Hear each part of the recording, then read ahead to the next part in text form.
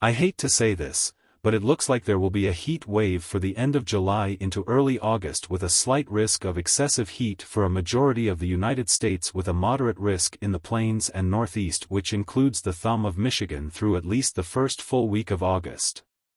This could be a potentially dangerous situation for some students who may be heading back to school in areas that start a month before Labor Day, along with those who are in their final weeks of summer school.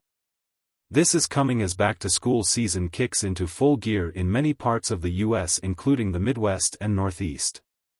We are now going to take a look at the 6 to 10-day temperature forecast, which indicates most of the United States will see above-average temperatures, with the highest probability being in the plains, the upper Midwest, and the Northeast, with near-normal temperatures just north of the Florida Panhandle and into parts of Texas, indicating a possible heat dome setup.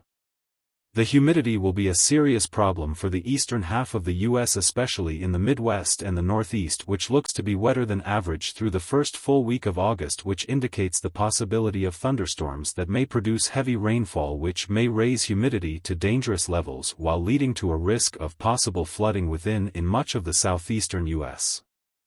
Despite humidity being much lower in a majority of the West and the plains, a vast majority of the area could miss out on beneficial rainfall, leading to worsening drought, which may worsen heat illnesses due to a lack of precipitation that replenishes drinking water reservoirs and soil moisture, leading to not only possible dehydration, but also a risk of wildfires. Coastal areas, however, may see near to above-average precipitation due to monsoonal rains that move off the coastal waters of the Pacific Ocean. Otherwise, it has been a dry summer for the West, and it's going to get drier. We now look at the 8 to 14-day outlook, which shows nearly the entire U.S. being forecasted to see above-average temperatures, which indicates the strengthening of the forecasted heat dome.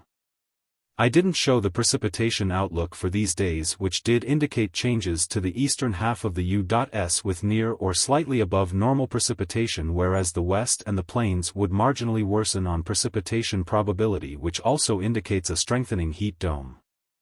Weeks 3 through 4 indicate marginal changes to precipitation probability, which wasn't shown, and forecasts above-average temperatures with an equal chance of above and below average temperatures in a portion of the central U.S.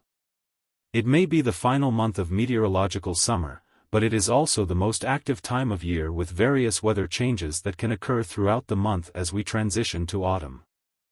The severe weather outlooks all indicate a very low or marginal probability of severe thunderstorms, which may occur in a portion of the Midwest and portions of the Northeast on days 1 through 3. The heat and humidity is the main threat as of right now, and we will be now getting a look at the monthly drought outlook, which indicates that rain has not fallen everywhere in the eastern U.S. during the month of July, and the increased rain probability is good news for the eastern half of the U.S. I can't say the same for the western U.S., as it is looking drier for the month of August.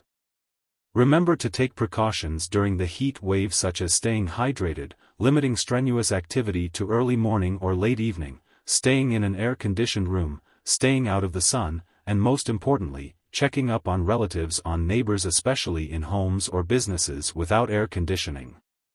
Heat stroke is a life-threatening emergency, and if you or anyone you know has heat stroke, call 911 immediately.